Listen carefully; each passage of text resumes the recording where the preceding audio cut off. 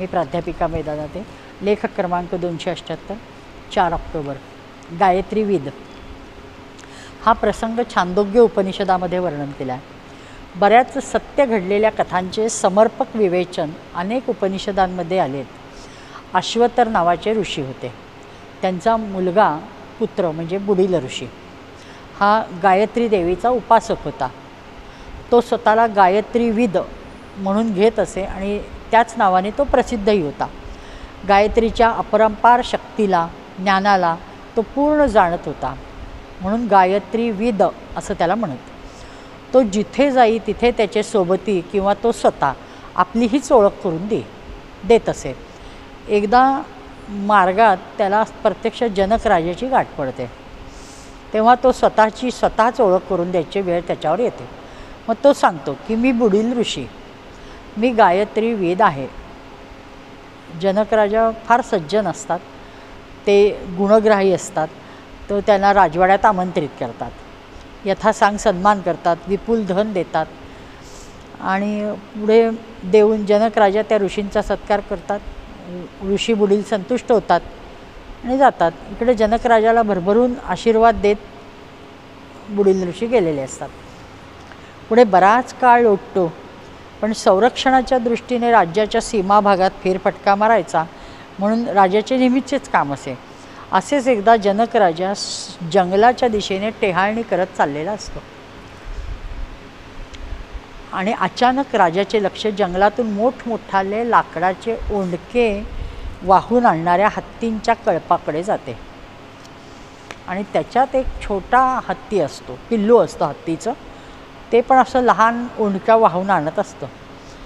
राजा खूप अचंबित होतो. तो पटकन घोड्यावरनं खाली उतरतो आणि त्या हत्तीच्या पिल्लाजवळ जातो आणि नमस्कार करून म्हणतो, मी जर चुकत नसेन किंबहुना मी जर संपूर्ण बरोबर असेल तर आपण बुडील ऋषी का, असं तो प्रश्न विचारतो.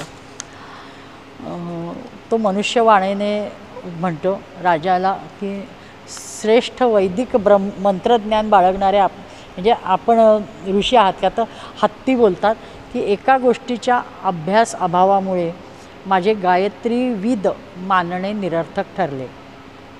राजा खूप आश्चर्यचकित होतो. म्हणजे अहो, केवढं मोठं मंत्रज्ञान, वैदिक मंत्रज्ञान आपण बोलत होता आणि आता ओझे वाहणारे कशामुळे झालात. म्हणजे केवढं मोठी तुमचं अधपतन कशाने झालं. राजाला खूप आश्चर्य वाटलेलं असतं. म्हणून तो विचारतो. तर तो त्यावेळेस तो जे ऋषी सांगतात, बुडील ऋषी, ते म्हणतात की राजा, मी अरे गायत्री विद स्वतःला म्हणून घेत होतो, पण सर्व अभ्यास केला, पण मुख्य गायत्रीचे मुख काय हेच मी जाणले नाही. ते जाणायला विसरलो. अग्नी हे गायत्रीचे पवित्र मुख आहे. त्यात हवन करून गायत्री मातेला नित्य तृप्त करू शकलो असतो, पण मी ते केले नाही. म्हणून मला माझ्यावर ही अधपतनाची वेळ आली, ते सांगतात. आणि परिणामी भरपूर कृपाशीर्वाद प्राप्त करू शकलो. त्या प्रज्वलित धगधगीत अग्नीत सदोष दान स्वीकृतीसारखी माझी अनेक लहान मोठी पापे भस्म झाली असती, पण मला ती चूक म्हणजे माझ्याकडनं चूक झाली, ते करावं असं कळलंच नाही. आता खूप पश्चाताप होत आहे.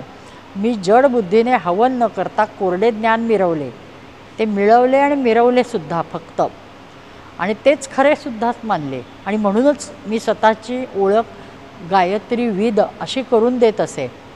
पण माझ्या मूर्खपणामुळं आज मी स्वतःलाच या जड योनीत प्राप्त करून घेतले. फक्त गायत्रीच्या कृपेमुळे मात्र मला ह्या योनीतही माझे सर्व ज्ञान टिकून आहे.